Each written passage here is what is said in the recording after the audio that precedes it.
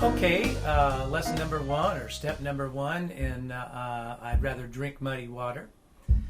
And we're going to learn tons of fun things here. And talk about a lot about melismas, talk about blues scales, talk about chord progressions, and how Nate is relating to them. And all of that's pretty blatant when you've got just a guitar player and a singer. So it makes it easy to break everything down. First thing I want to talk about is your responsibility when you are in a live band situation to make sure that you know the tempo of your song.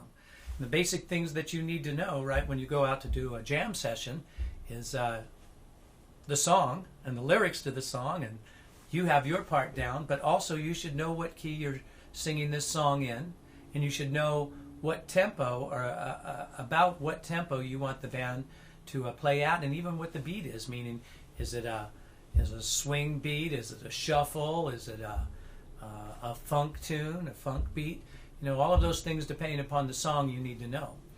So the first thing I want to do here is show you Nate counting off this song.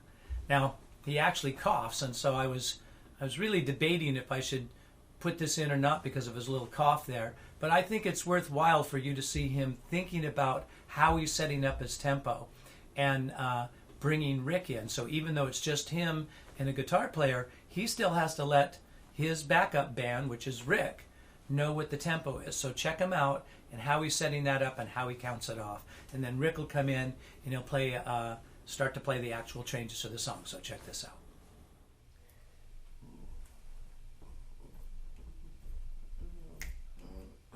One, two, one.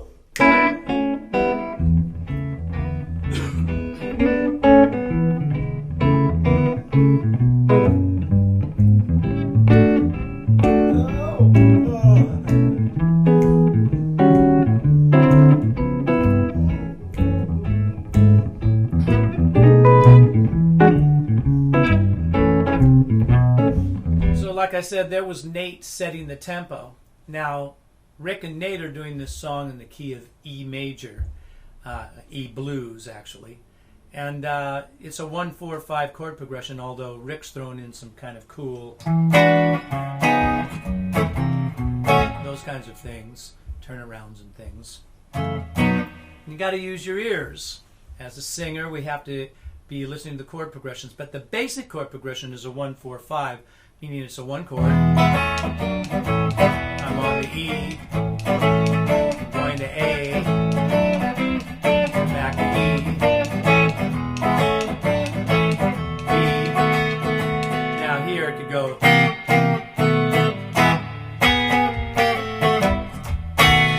That's what's known as a turnaround, and that's a very basic turnaround. Again, Rick was doing something more like, which is like a one chord. That's a 5. That's what's known as 5 of 2 to 2, 5, 1.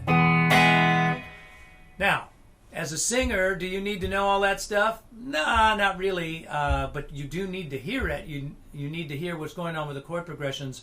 And as we're getting into this tune, you're going to hear Nate and what he's doing with it. So I just kind of want to mention it.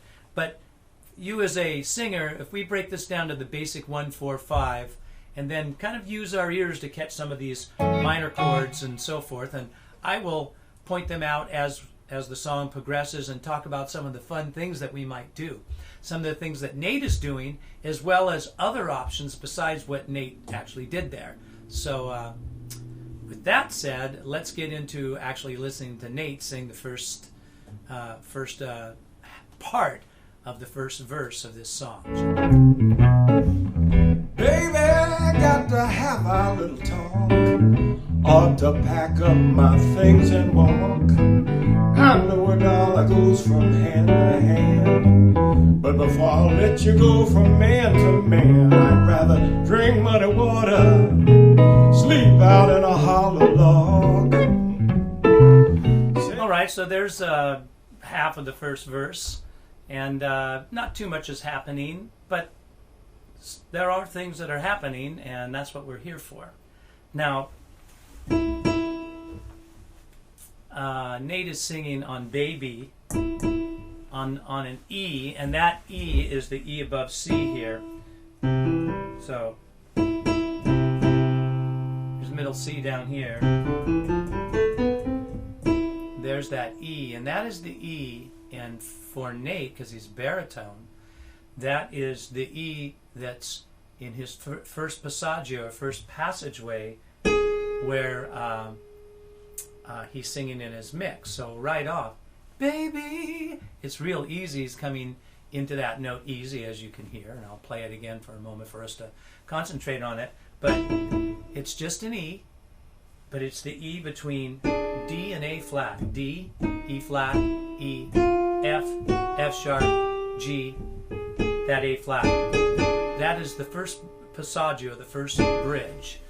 Again, you know, if you are following my courses and understand what the registers are, he is up in his mix, and he's below head voice but above chest voice, and he's singing it with pretty light vocal cord closure. And that's another thing that you always need to be sort of conscious of when you're singing, and that's the difference between ah, ah, ah. Now don't perceive that as just me getting louder, because that's not what's happening. I'm not even trying to get louder. I'm just putting more chord closure. I'm bringing my chords together tighter, and as I bring my chords together tighter, I get more closure, and as I get that closure, you move away from a looser, breathier tone to a more resonant tone. So one of the very important ways that we get resonance is through the ability of good chord closure. Another is placement and understanding more about the nasal pharynx. And in the nasal pharynx, which is, first of all, do you know what it is? You should, again, if you're following my courses. The nasal pharynx is up here in the nasal area. Now, don't confuse some of the things that can happen in the nasal pharynx with just nasality. In other words, I'm not talking about being really nasal like that. That's not what we're looking for. But, hey, baby, there's a lot of resonance. There's 3 layers in the nasal pharynx, and those 3 layers, you can feel them in different ways. I think an easy way to start to feel them is to do this.